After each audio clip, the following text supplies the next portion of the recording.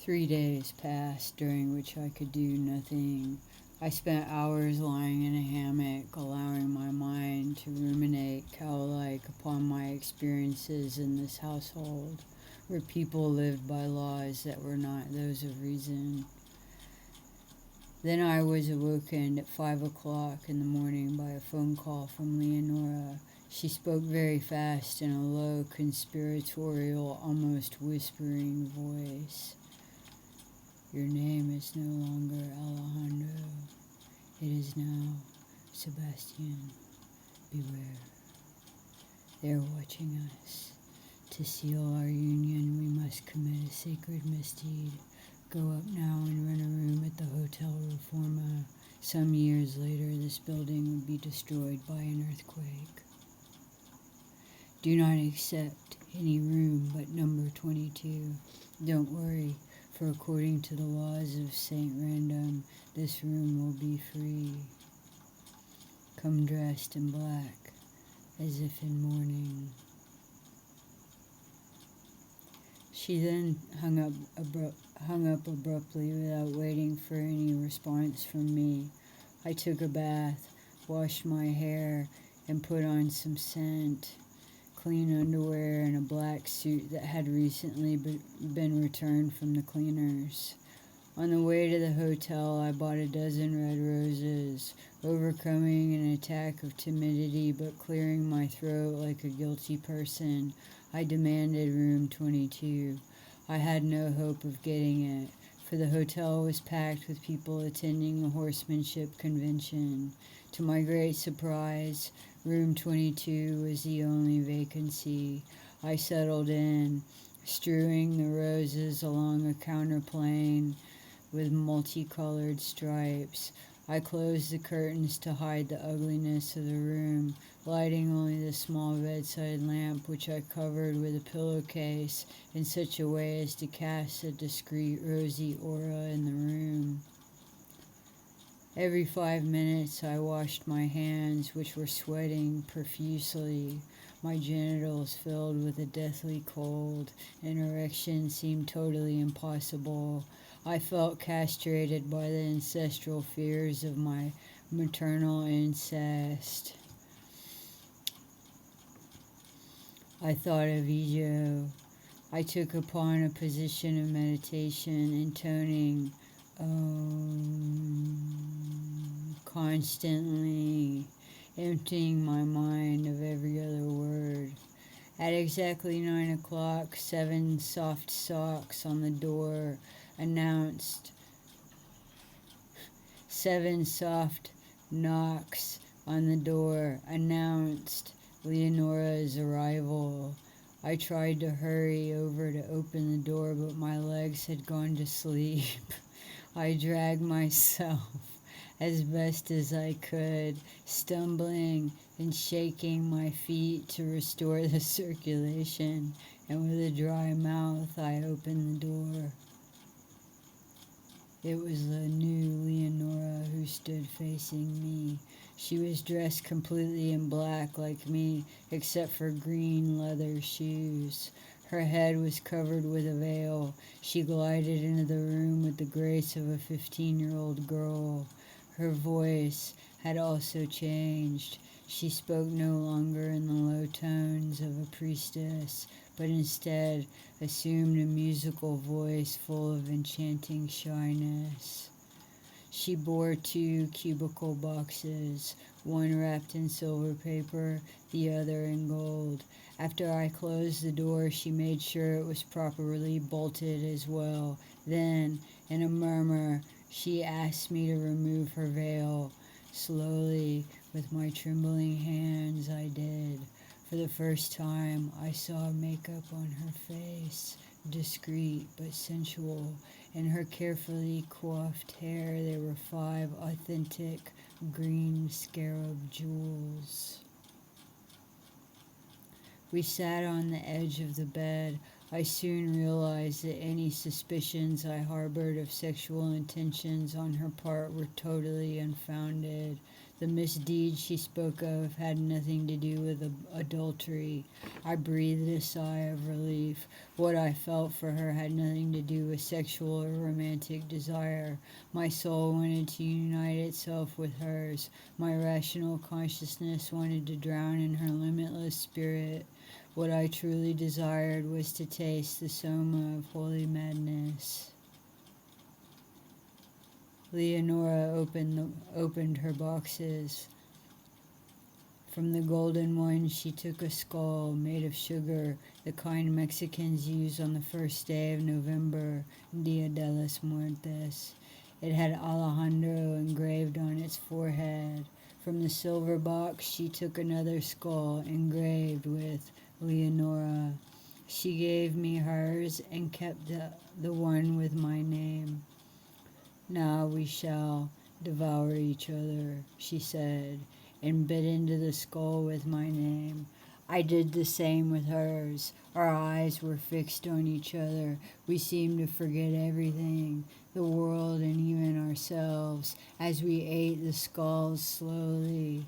For an instant, her face disappeared and I saw my own in its place. At this moment, as if sharing the same hallucination, she said, "From now on, your face is my mirror." When we had finished this strange breakfast, she put a finger on her lips as a sign for me to be silent, donned her veil, placed one of the scarab jewels on my hand, and with no further ado opened the door and left. The next day, Caddy Horna brought me a letter saying, "This is from Lenora. If you open the door to her house, I implore you not to let in any bees, because they come from Venus.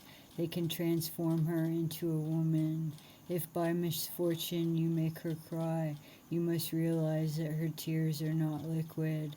They are of hard, frozen ice, armed with geometrical points that can make her go blind."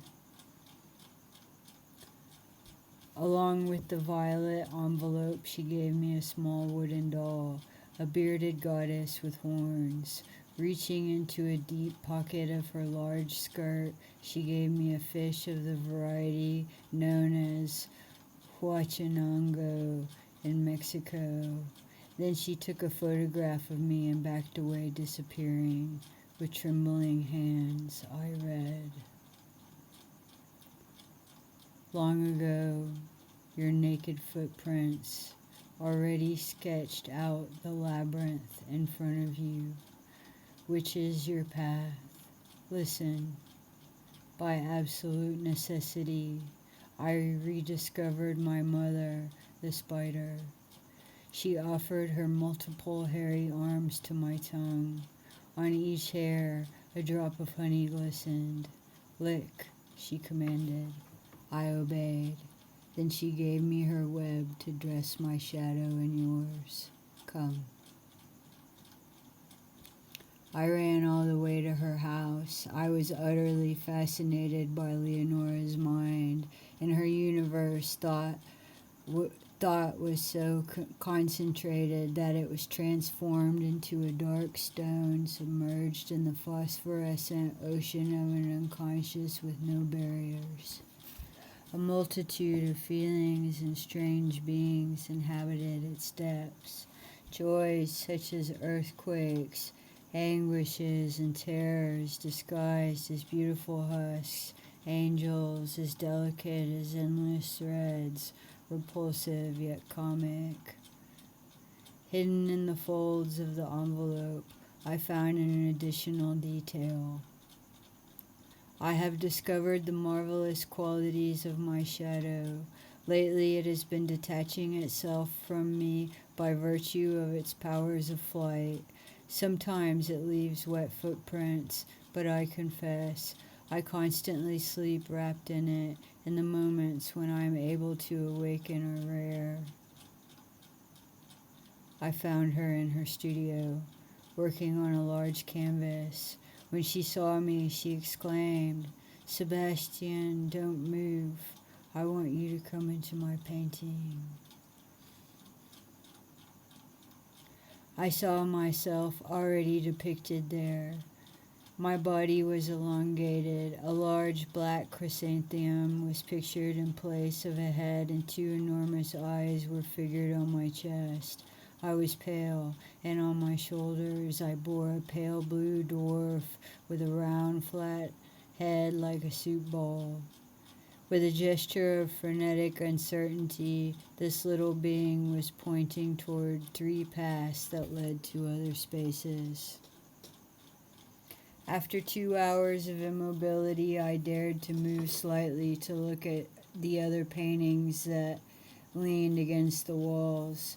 One of them in the middle of a Kabbalistic sketch. There floated the head of Maria Felix, so realistically painted that it almost could have been a photograph.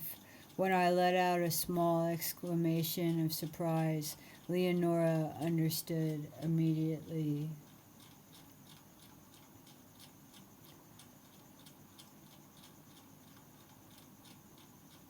Do not suppose that I am capable of mastering a style that I detest.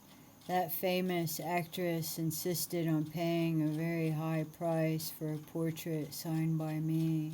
She demanded that the likeness of her features be exact to the fraction of an inch.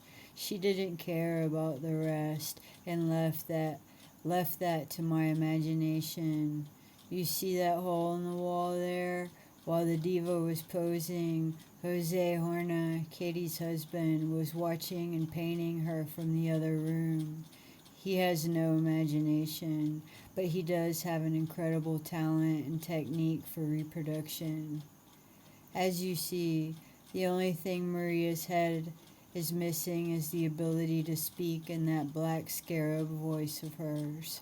I'm thinking about painting her with 3 transparent superimposed bodies in the middle of a magic forest.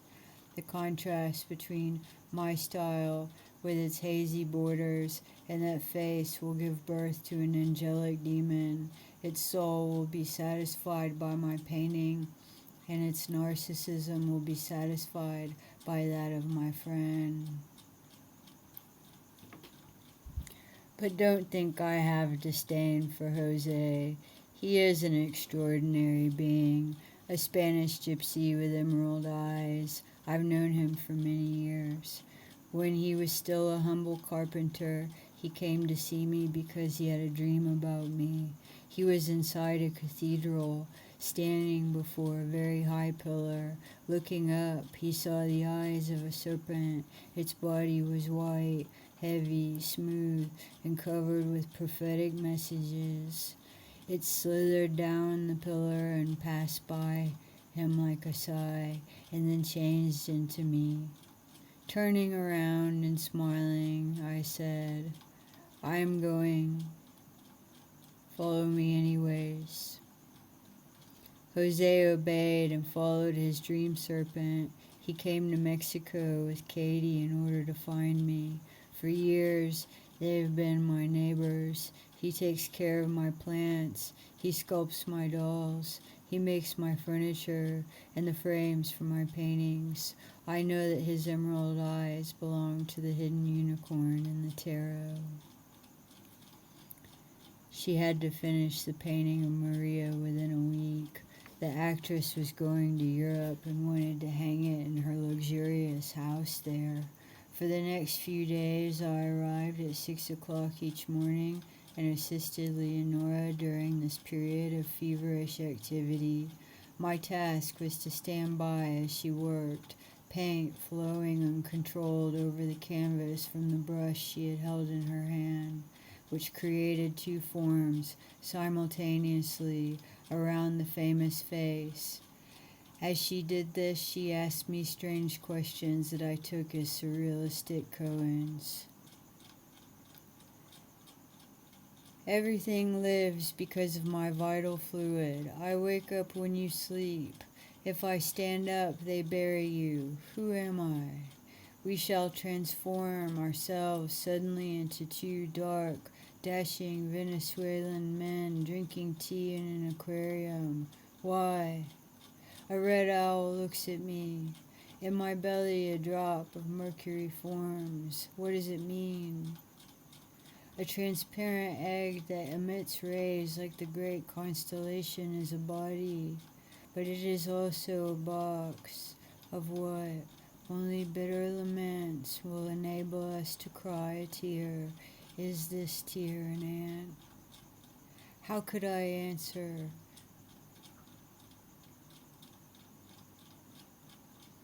How could I answer to each of her questions? I rose up on a tiptoe and let my body dance.